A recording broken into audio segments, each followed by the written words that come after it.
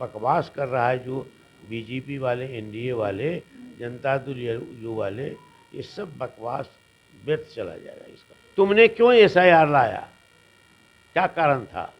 जहां तुम कहते हो विदेशी बहुत हैं, तो 65 लाख तुमने डिटेक्ट किया जी ये वैध वोटर नहीं है, कारण क्या है बताओ?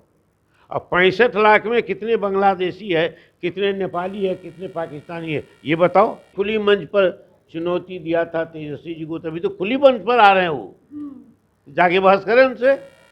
तुम बिहार में समझ गए कि तेजस्वी की सरकार महागठबंधन की बन जाएगी, तो 1.5 करोड़ 2 करोड़ वोटर को छांटने का तुम्हारी योजना थी। तुमने दिल्ली में किया, यही महाराष्ट्र में किया, तो तुमका चस्का लग गया था, तो इस बार ठसका लग गया।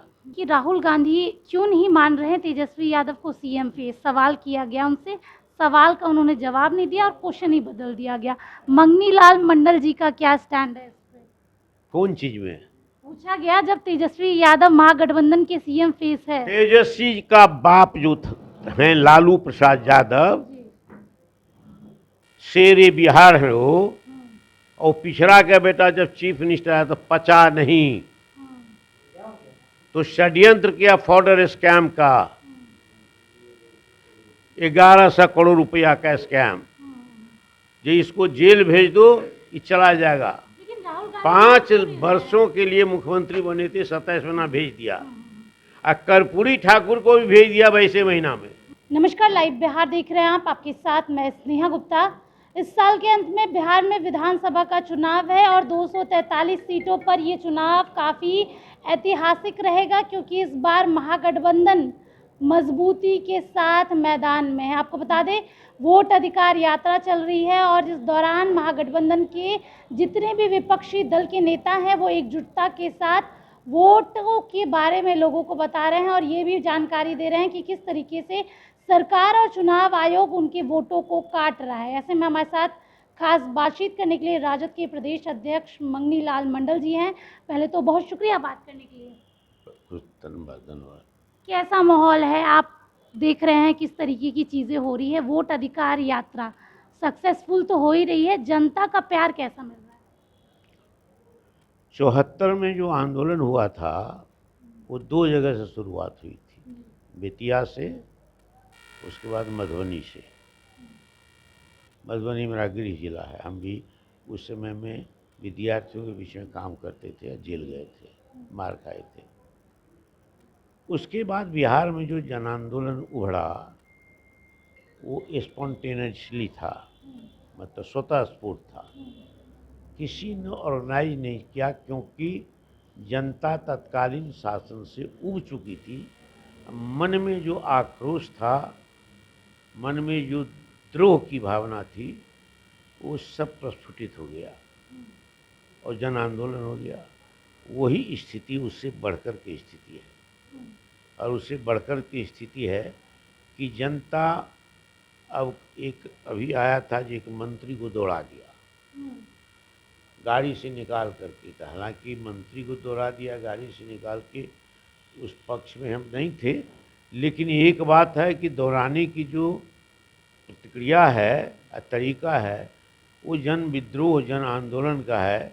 क्योंकि 74 में जब आंदोलन शुरू हो गया, कोई किसी को नहीं रखता है, एमपी का कपड़ा खोल देता है, डेका खोल देता है, देहात में एमएलए को घूमने नहीं देता है, तो ये सब अपमान एमपी एमएलए का किया, पीटा। इसमें जनता ने किसी नेता के कहने पर नहीं किया। अभी जो स्थिति बन रही है आज सरकार के खिलाफ, एनडीए के खिलाफ, बीजेपी के खिलाफ, सिर्फ वही 74 की पुनरावृत्ति होगी, और पुनरावृत्ति होगी तो ये बकवास कर रहा है जो बीजेपी वाले, एनडीए वाले, जनता दल यू वाले, ये सब बकवास व्यर्थ चला जाएगा इसका। मंगनी लाल मंडल जी, इस साल के अंत में बिहार विधानसभा चुनाव है, ऐसे में आप पर भी एक बड़ी जिम्मेदारी दी गई है, आपको प्रदेश अध्यक्ष बनाया गया है। स्ट्रैटेजी कैसी बन रही है और किस तरीके से आप लोग चुनाव को लेकर तैयारियों में लगे हैं? देखिए, जब जनता खड़ी हो जाती है तो स्ट्रेटजी तुरंत बन जाती है। अभी तेजस्वी जी या राहुल जी पद यात्रा कर रहे हैं, अब यात्रा कर रहे हैं तो उसमें जनता कहीं हजारों, कहीं सैकड़ों, सैकड़ों नहीं कहीं हजारों की संख्या में दोनों तरफ पीछे चलती है। तो ये सब मनोबल को बढ़ाता, मनोवेग को बढ़ाता है। तो राहुल गांधी उतर करके तेजस्वी जी मोटरसाइकिल चलाने लगे, तो जनता ने स्वागत किया, तालियां बजाई, उसके पीछे दौड़े। तो ये संकेत है कि जनता आ रही है, सत्ता खाली करो। 74 में भी हम लोग यही नारा लगाते थे, विद्यार्थी थे, यूथ थे, कि जनता आ रही है, सत्ता खाली, कुर्सी खाली करो। तो इस बार भी यही है। तो इसमें स्ट्रेटजी जनता के भावना के अनुसार बनेगी। जनता चाहती है बदलाव, जनता चाहती परिवर्तन, जनता का गुस्सा है थाना पर, जनता का गुस्सा है अंचल पर। दाखिल खारिज में 25, 30, 50 हजार रुपया नहीं। अभी एक महिला सीओ जयनगर मधुबनी में पकड़ी गई थी, जेल में भी है। उसने 22 कट्ठा जमीन नेपाल के बॉर्डर पर जो बांध में चला गया था, जिसका मुआवजा मिलता, उसके दाखिल खारिज के लिए 22-23 लाख रुपया में सौदा किया कि वो नेपाली की ज़मीन थी। तो कुछ पैसा लेकर के वो दफ्तर में रखा था। छापा पड़ा, कंप्लेन हुआ, ऐसे विभागों को छापा पड़ा, रंगे हाथ पकड़ा गया। तो अंचल पर गुस्सा लोगों को दाखिलदारी नहीं हो रही है, थाना पर गुस्सा है। कम से कम 10,000 रुपया FIR में मांगता है पैसा, तब संगीन धारा लगाएंगे। और फिर दूसरे पार्टी से कहता है कि 25,000 रुपया लाओ, तो इस संगीन धारा को हटा देंगे। तो ये प्रथा जो विकसित हुई है, सिस्टम जो कोलैप्स किया है, इसका ये द्योतक है। तो सरकार चलाने का जो सीधे तौर पे जनता का गुस्सा है, आक्रोश है, आक्रोश। गुस्से नहीं है, आक्रोश है। जनता खड़ी हो गई सड़क पर। तो रणनीति हमारी जनता की भावना के अनुरूप होगी ना। तो हम बना रहे हैं, जनता आगे है, हम पीछे हैं। क्योंकि हमारे नेता सब चलते हैं तो पीछे पब्लिक नहीं रहती, सॉरी, आगे रहती है बहुत जनता, आगे आगे चलती है। तो ये तो साबित हो गया। इस पर बीजेपी का प्रतिक्रिया गंदा आता है, अपने को संतुष्ट करने के लिए देता है। वो जनता की भावना के खिलाफ में बोल रहा है, तो मंत्री को दौड़ा रहा है। जिस मंत्री की बात कर रहे हैं आप, उनका नाम है मंगल पांडे, स्वास्थ्य मंत्री हैं, और लगातार ऐसे आरोप उन पे लगते हैं। और वो तेजस्वी यादव को भी कई बार उन्होंने चुनौती दी है कि खुले मंच पे आ जाइए, डिबेट कर देते हैं, और आज जनता ही उनको जवाब भी दे रही है। इसको कैसे देख रहे हैं? देखिए, लोकतंत्र में डॉक्टर लोहिया कहते थे, महात्मा गांधी भी कहते थे। महात्मा गांधी ने तो इससे आगे बढ़ करके कहा।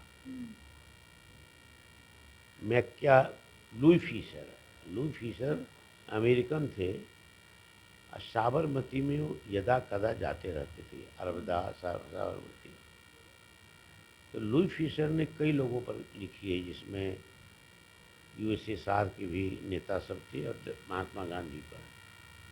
तो महात्मा गांधी ने कहा कि पार्लियामेंट शासन चलाएगा आज़ादी के बाद, लेकिन वो पार्लियामेंट जब कुछ पैदा नहीं करेगा तो एक तरह से प्रच्युत होगा पार्लियामेंट। वैसे समय में डॉक्टर लोहिया ने कहा कि अगर सड़क सुनी हो जाएगी तो पार्लियामेंट आवारा हो जाएगा। आवारा का मतलब मनमौजी, whimsical जो शब्द है, वो मनमौजी हो जाएगा, किसी का कुछ नहीं सुनेगा। जो मन होगा कानून बनाएगा कि 30 दिन तुमको गिरफ्तार करेंगे किसी झूठा आरोप में, 30 दिन बेल नहीं होगा, तुम्हारा पद खत्म हो जाएगा। ये डिक्टेटोरियल एटीट्यूड है, समझ रहे? तो इसको जनता जग गई है, जनता लामबंद गोलबंद हो गई है। जनता स्वयं चुनौती सरकार को दे रही है कि तुम्हारी व्यवस्था झूठी है, फरेब है, धोखा है, हमारे साथ विश्वासघात है। तुम्हारा थाना तुम्हारे कंट्रोल में नहीं है, CO कंट्रोल में नहीं है, कलेक्टर कंट्रोल में नहीं, इवन सचिवालय तुमको झूठा करार देता है, वो भी तुम्हारे कंट्रोल में नहीं है। तो सरकार नियंत्रित नहीं है, अराजकता है। तो जाना है इसको। अब जितनी कहानी तेजस्वी पर वो बयान दे दे, राहुल जी पर बयान दे दे, महागठबंधन दे, वो मन को संतुष्ट कर रहा है। खुली मंच पर चुनौती दिया था तेजस्वी जी को, तभी तो खुली मंच पर आ रहे हैं वो, जाके बहस करें उनसे। एक सवाल ये भी ले लेते हैं, विपक्षी दल जो सत्ताधारी हैं वो आप लोगों पे ये कह रहे हैं कि ये वोट अधिकार यात्रा नहीं है, ये दो युवराज बाहर निकले हैं, चुनावी मौसम है, चुनावी मेढक हैं, थोड़ा सा बाहर निकलेंगे, लोगों के बीच रहेंगे और फिर समय के साथ ये लोग वापस अपनी जगहों पे चले जाएंगे, ऐसे में क्या कहेंगे? संस्कार उनका कितना बड़ा परिपक्वता का परिचायक है, ये बरसाती मेढक कर रहे हैं हमारे जो लोकसभा में प्रतिपक्ष के नेता है। लोकतंत्र का जो सिद्धांत है, दर्शन है, प्राचीन हमारा लोकतांत्रिक पृष्ठभूमि है, लेकिन आधुनिक में हमने बहुत गौरव किया है इंग्लैंड से। सरकार की लोकतंत्र में दो पद्धति है, प्रेसिडेंशियल फॉर्म ऑफ गवर्नमेंट और पार्लियामेंट्री सिस्टम। दोनों में कहा गया है, खासकर पार्लियामेंट्री सिस्टम जो हमारे यहाँ है लोकतांत्रिक दर्शन में, कि अपोजिशन का जो लीडर होगा विधानसभा में, लोकसभा में, वो shadow prime minister, shadow chief minister होगा। To be prime minister, to be chief minister. अब उसको कहता मेढक है बरसाती का, तो उसका क्या संस्कार है तो वो जाने। हम तो जनता के असली दूत हैं और हम जनता को जगाने चले हैं। तो हमने देखा जनता तो सतत जगी हुई है, हमको प्रेरित कर रहे कि आगे बढ़ो। यही है। तुमने क्यों SIR लाया, क्या कारण था?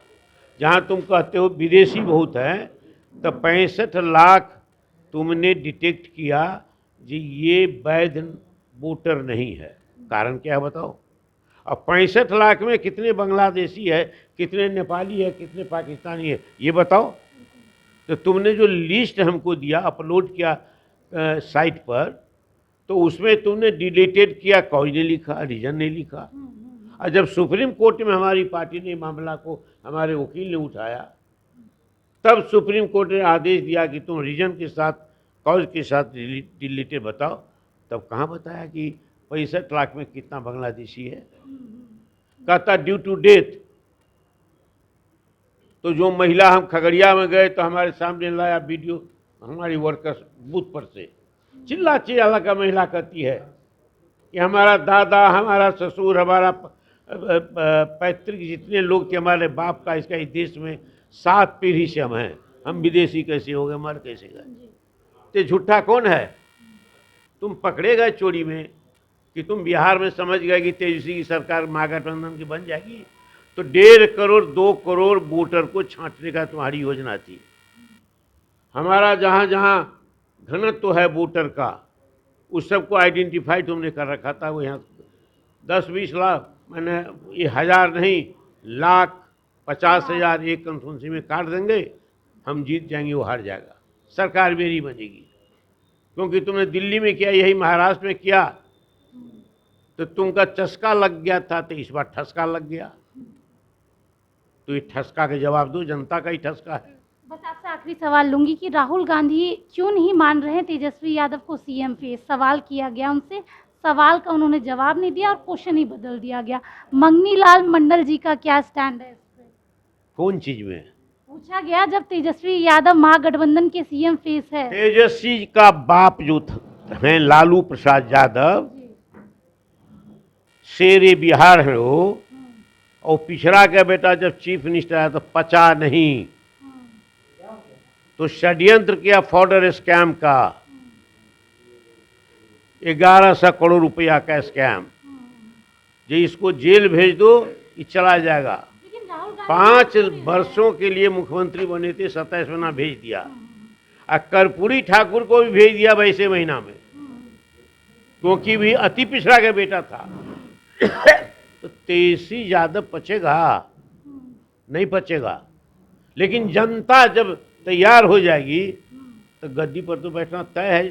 मतलब क्लियर है ना कि महागठबंधन के CM फेस तेजस्वी यादव ही है? बिल्कुल बिल्कुल।